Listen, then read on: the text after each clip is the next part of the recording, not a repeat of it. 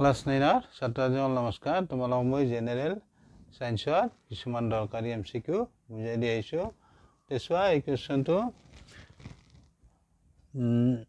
কোনো এটা বস্তুৰ এক সময়ত হোৱা হৰণৰ পৰিৱৰ্তনক ড্যাশ এই খালি ঠাইত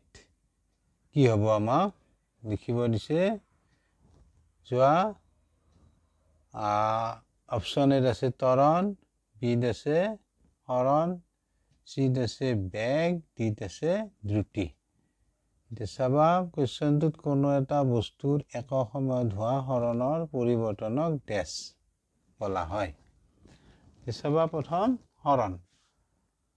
বস্তু এটাৰ প্ৰাৰম্ভিক আৰু অন্তিম অৱস্থানৰ নিম্নতম দূৰত্ব হৰণ বলে তাৰ পিছত চাবা বেগ কোনো এটা বস্তুৰ এক সময়ত হোৱা হৰণৰ পৰিৱৰ্তনক বেগ বলে এতে উদ্দেশ্য হোৱা কোনো এটা বস্তুৰ এক সময়ত হোৱা হৰণৰ পৰিৱৰ্তনক এই খালি ঠাইত হ'ব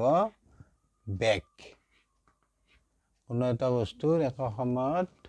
হোৱা হৰণৰ পৰিৱৰ্তনক আমি বেগ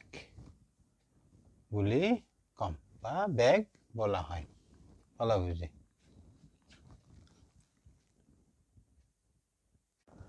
চোৱা এই কোৱেশ্চনটো মই কৰি দিছো চোৱা গৰম কালি মাটিৰ কলহত পানী ঠাণ্ডা হৈ থাকে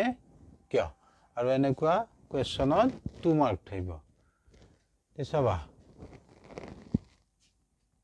এনসাৰ খিনি চোৱা গৰম কালি মাটিৰ কলহত পানী ঠাণ্ডা হৈ থাকে কাৰণ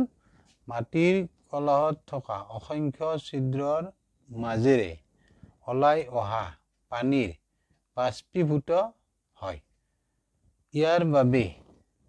প্ৰয়োজনীয় লিনতাপ কলহত থকা পানীৰ পৰা লয় ফলত কলহৰ পানী ঠাণ্ডা হয় বলা বুজি গৰমকালি মাটিৰ কলহত পানী ঠাণ্ডা হৈ থাকে কাৰণ মাটিৰ কলহত অসংখ্য ছিদ্ৰ থাকে আৰু সেই ছিদ্ৰৰ মাজেৰে পানী ওলাই আহে আৰু ওলাই অহা পানীখিনি বাষ্পীভূত হয় আৰু বাষ্পীভূত হোৱাৰ বাবে প্ৰয়োজনীয় লিনতাপ কলহৰ পানীৰ পৰা লয় সেইবাবে মাটিৰ কলহত পানী ঠাণ্ডা হয় বুজি পালা নিশ্চয়